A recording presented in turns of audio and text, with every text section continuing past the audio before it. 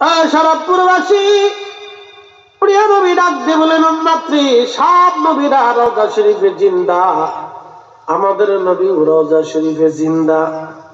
উসমান গনি জিন্নুরাইন শহীদ হয়ে যাবেন। সকালবেলা কোরআন শরীফ পড়তেছিলেন তিনি। বিদ্রোহীরা সারা বাড়ি মসজিদ ঘিরে ধরে রেখেছে অস্ত্র শস্ত্র নিয়ে।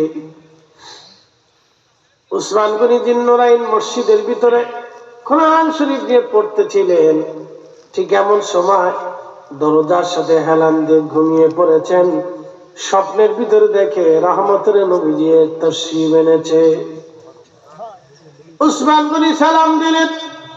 আল্লাহ নবী ডাক দিয়ে বলেন, উসমান, তুমি কি দুনিয়াতে থাকবা না চলে আসবা? উসমান গনি ডাক দেখে, ইয়া রাসূলুল্লাহ, দুনিয়ার জঞ্জাল আর ভালো লাগে না, আমি চলে আসতে চাই।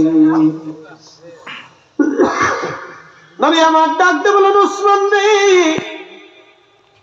যদি চলে আসতে চাও, তুমি তো রোজা আছো। বলে, হ্যাঁ ইয়া রাসূলুল্লাহ, আমি রোজা আছি। তাহলে চলে আসো, শাহাদাতের জন্য প্রস্তুতি নাও, তুমি শহীদ হয়ে যাবে আজকে। মাগরিবের পরে বেহেশতের ভিতরে তুমি আর আমি দুইজনে একসাথে দুইজনে ইফতার করবো, আমি আর তুমি জান্নাতে।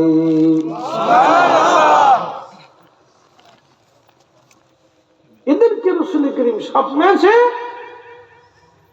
বেহেশতের সার্টিফিকেট দিয়ে দিছে, আসো, চলে আসো, আমি আর তুমি দুইজনে বেহেশতের ভিতরে একসাথে ইফতার করবো, চলে আসো। বলেন, রাসূল আছেন? একসাথে বলেন, আছেন?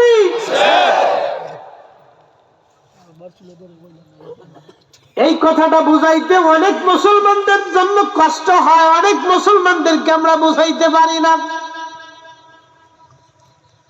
অনেক মুসলমানদেরকে বুঝাইতে পারি না, অনেক মুসলমানদেরকে বুঝাইতে পারি না। ও হাজিরিন, আল্লাহ নবী ডাক দিয়ে বলে, সাহাবীরা রে, আমি মেরাজে যাওয়ার সময় দেখি মুসা কালিমুল্লাহ দাঁড়ায় দাঁড়ায় নামাজ পড়ে, মুসা কালিমুল্লাহ দাঁড়ায় দাঁড়ায় নামাজ পড়ে। আমি দেখি মোটর সাইকেল না ঠাডা, তো বাংলাদেশে অনুমতি দেয় কে বুঝলাম না।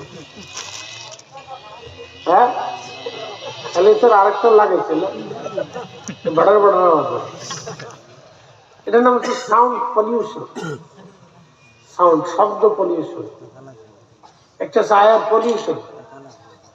বাতাসের সাথে ধুলাবালি উড়ে এসে এসে এসে আমাদের শরীরের ভিতর দিয়ে ঢুকে। দেখবেন উন্নত বিশ্বগুলিতে কোনো ধুলা পাবে না, বুঝতে পারছেন? ওদের দেখবেন শরীরে রোগ কম।